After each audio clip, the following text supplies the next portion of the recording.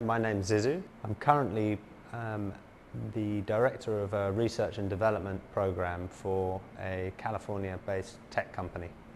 I originally spent about 15 years as a fine artist, as a painter. I then moved into 3D about 4 or 5 years ago and have been doing it ever since. I came to Escape to basically achieve one of my core goals, which was to produce a short film. I felt it was too technical to learn any other way. I needed to learn off pros, and so it took about 2 or 3 days before I realized the scope of 3D and the real potential of applications such as Maya, and really got excited about what I could do way beyond just short films and character design. One of the key ways Escape prepared me for the industry was to allow me to understand how professionals within the industry work.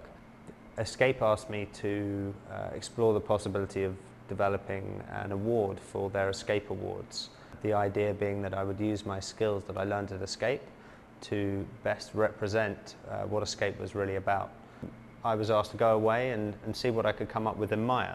So my first route often is to scan any small drawings and bring it into Maya, but I thought I would try a different method this time, which was literally to just look at my paper and start playing. Originally I started just by doing swirls and twists and seeing what would happen just out of polygons and smoothing them, and we were trying to come up with a shape that was slightly more twisted and organic, a feel that would show somehow something to do with Escape. And during this exploration and endless twisting of this shape, I noticed an S in the back.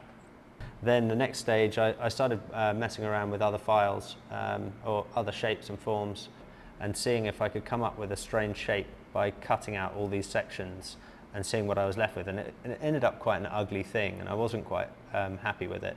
And so I went back to the original method of just extruding polygons into an elegant flow, and eventually noticed that I could see the E of the logo, an S in the back, and then from the top you can see a C. So this 3D file is converted into a format that's readable by a rapid prototyping machine, and they laser sintered a part for me. Within a couple of days the parts returned to us in the post, and we could get to see it live, whether it was stable on its feet and how it looked from different angles and how it would sit. One of the important things about an award is that it's handed from one person to another, and the idea that both these that this upper loop could be held from both sides by the recipient, I really liked that idea, and so I was very happy that we got to that level aesthetically as well. So we got the prototype back and we're very happy with it, but we decided to make some final tweaks to the shape,